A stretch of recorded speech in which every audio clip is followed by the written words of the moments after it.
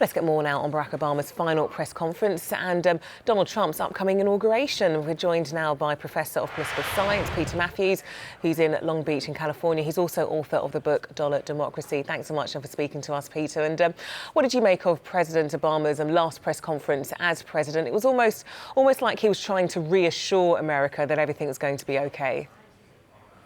Yes, indeed, because many Americans are concerned that there'll be a smooth transition, that there should be one. And yet we have probably the conditions set for the most difficult transition in modern history, with Donald Trump and the Republican Congress sweeping the whole government. They can actually overturn a lot of what President Obama had brought in and his legacy, such as Obamacare. And he also Obama's been talking about the need to reconcile, to have racial reconciliation, racial equality and economic equality, and also the common values, democratic values, where people in a democracy can respect each other regardless of what their ideological position or their issue positions are. A civil discourse, and he says that's been lacking in America since his term of office, since he was in his term of office, the last term of office, especially his last term of office. And that's a real problem for a democracy, to not be able to have people a common denominator for discussion, common language for discussion. So he talked about those thematic conditions so much, more or less than specifics. And with some nostalgia about wish he had more time, in a sense, to set things a little bit more straight and correct.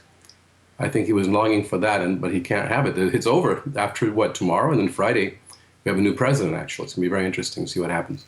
It is over, and he gave some insight into his plans for the future. Nothing specific, but he certainly gave signs that he wasn't going to be a former president who went into the background, who's no longer in the public eye.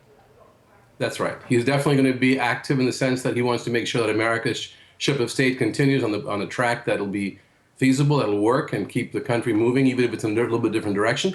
He's not going to go away. He's going to make comments, especially depending on what President-elect or President Trump actually does in some of the more, measures that seem to be quite a bit different than Obama's. For example, Trump's promised to build a wall between the U.S. and Mexico and take harsh actions against undocumented workers, although Trump has softened that a bit, saying just those who've committed crimes will be deported right away. But there's a lot of concern about other people who are here, undocumented, but have been here and paying taxes, and children born here, or parents born somewhere else, but brought by their parents here. Much uncertainty, and President Obama said, "Don't worry, I'm going to still be here, but it's President Trump is the president, but I will not go away from the picture. I'm going to make sure America continues to do well." I think that's a pretty balanced and nuanced approach. OK, well, let's take a focus now, take a look at Donald Trump's inauguration taking place in just over a day's time. What do you think of the Democrats, the leading Democrats, who are going to be boycotting that? It looks like it's escalating. More than 50 House Democrats say they're not going to attend and watch him being sworn in. Do you think Donald Trump could be somebody who could unite America?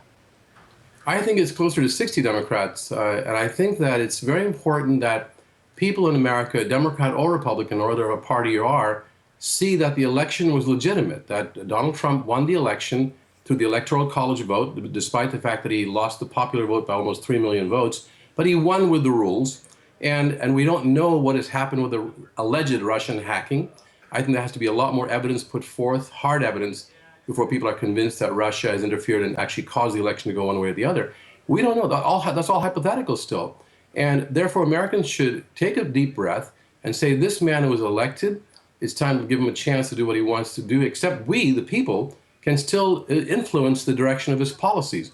We ought to fight Donald Trump if we disagree with him on policy, not on legitimacy. And America has this tradition since George Washington of a smooth transition of power after two terms of office. And that became in our Constitution, was put in our Constitution after President Roosevelt won 4 terms.